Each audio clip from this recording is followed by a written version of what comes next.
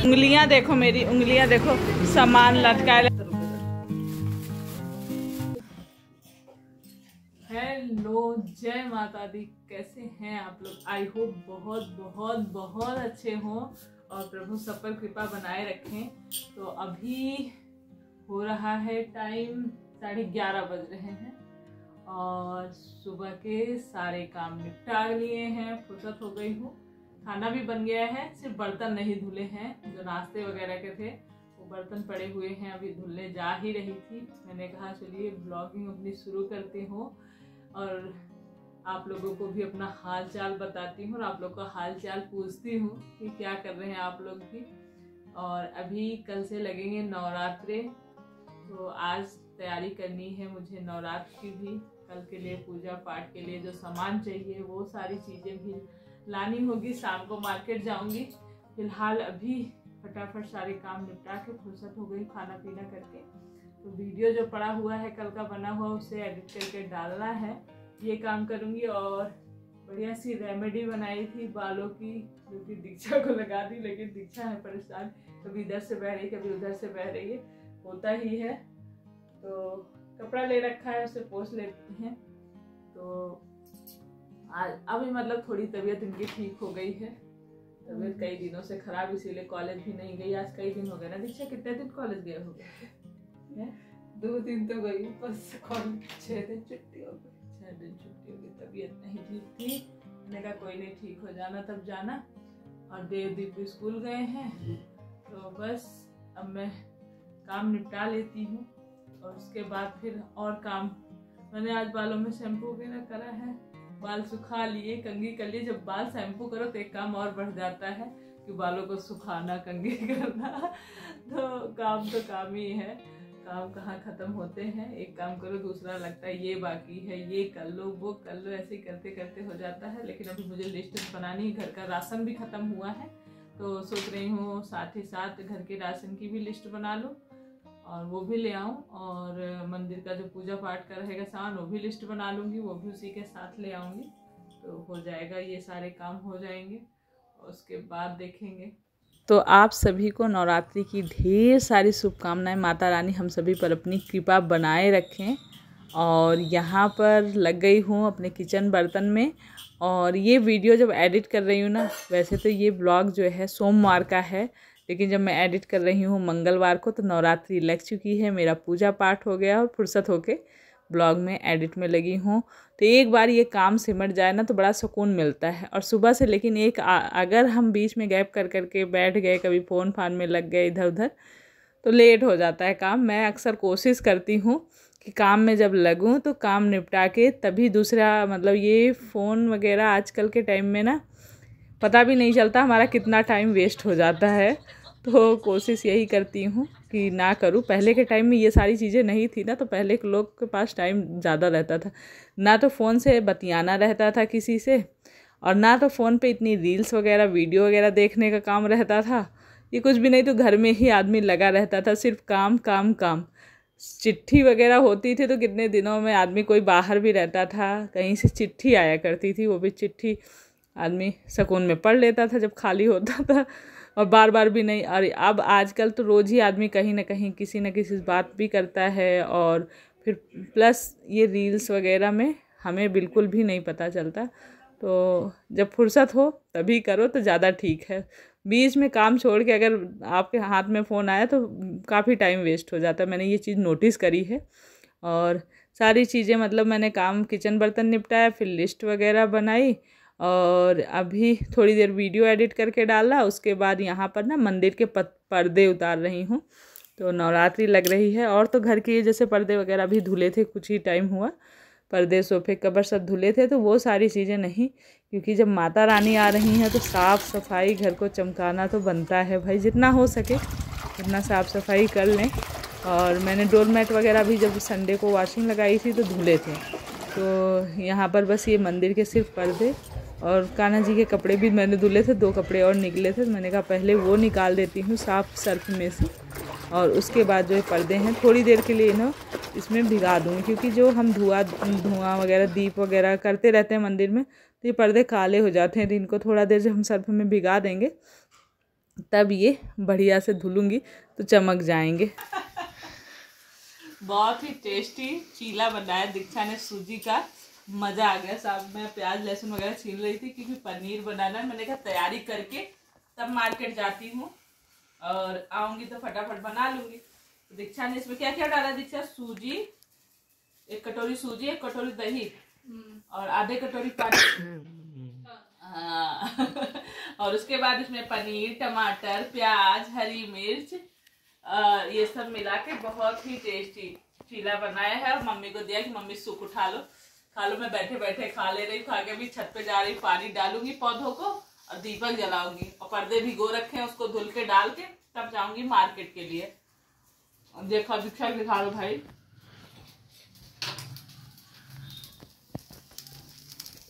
ये खराब हो गया ना तो दिखा रहा। तो आज मैंने सोचा था कि बहुत सारे काम है तो जल्दी निकलूंगी, पर क्या हुआ कि स्कूटी दीपू लेकर चली गई थी कोचिंग। तो 7 बजे वो कोचिंग से आई हैं। उसके बाद मैं तुरंत ही तैयार थी, तुरंत ही निकल रही हूँ। हम लोग आ गए हैं मार्केट और बहुत ज़्यादा ट्रैफिक है, बहुत। डाल दिए क्या बोल रहा? तो काफ़ी देर तो हम लोग ट्रैफिक में फंसे हुए थे। फिर मैंने कहा अब एक जगह स्कूटी खड़ी कर देते हैं और मार्केट में जैसे अलग अलग शॉप पे जाना है तो वहाँ अपना सामान खुद ही शॉपिंग कर लेते हैं। थोड़ी दूर स्कूटी रहेगी, जाके अपना स्कूटी पे चले जाएंगे।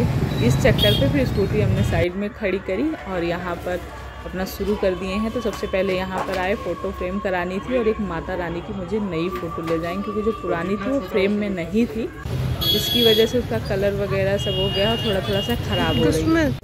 तो इसीलिए फिर मैंने कहा कि नई फ़ोटो ले चलेंगे, फ्रेम और कांच वाली। जब हम शुरू में नए आए थे ना देहरादून में, तब वही वाली ले लिए थे, तो उतना पता भी नहीं था। ये करणी माता, ये देखो उंगलियां देखो, मेरी उंगलियां देखो, सामान लटकाए उंगलियां देखो कैसे हो गए। क्या थोड़ा बहुत ज़्यादा टाइम लग गया। एक तो बहुत ज़्यादा आज ट्रैफिक भी तो इतना ज़्यादा था कि एक गली से दूसरी कहीं भी जाओ हर जगह सब्जी फ्रूट लेने गई, देव के लिए कुछ कॉपी किताब था वो लेने गई, फल फ्रूट लेने गई, मतलब कल 5 तरह के फल फ्रूट चाहिए थे, राशन लिया, पूजा का सामान। ये समझिए घड़ी में देखिए 9:10 हो गए, कितना टाइम लग गया।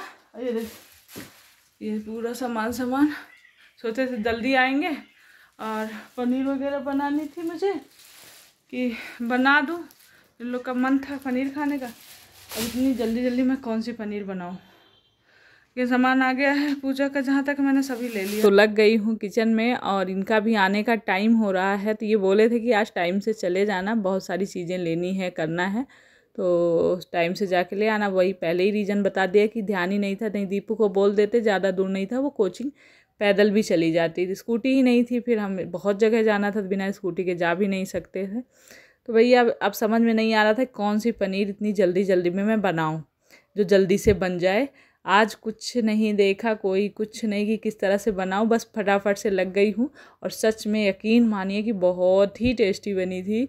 ये नहीं हम जितना ताम झाम करके बनाते, ज़रूरी नहीं सिंपल भी चीज़ें बहुत अच्छी बनती है। आज मैंने जब ये बनाया ना तो मुझे लगा कि हम बहुत सारी चीज़ें करते हैं। और सिंपल क्या किया, मैंने तेल डाला और तेल में खड़े मसाले, कुछ जीरा, हींग, तेज़पत्ता, दालचीनी, बड़ी इलायची, ये खड़े मसाले डाले। जैसे ही हुआ, और कई बार बीच में ना जलने लग जाए क्योंकि मैं छोड़ के और काम कर रही थी। और पेस्ट बनाया था मैंने टमाटर, लहसुन, मिर्च और अदरक, सारी चीज़ें, मतलब प्याज, सारा ही, मतलब एक में जितना ही होता है ना, प्याज, लहसुन, मिर्च, अदरक सब डाल दिया, टमाटर एक साथ ही सारा पेस्ट बन गया और उसको डाल दिया और उसको भूजा थोड़ा सा। उसके बाद जो भी मसाले थे, मसाले में क्या डाला था, धनिया पाउडर, गरम मसाला, हल्दी, लाल मिर्च, ये 4 मसाले तुरंत ही डाले।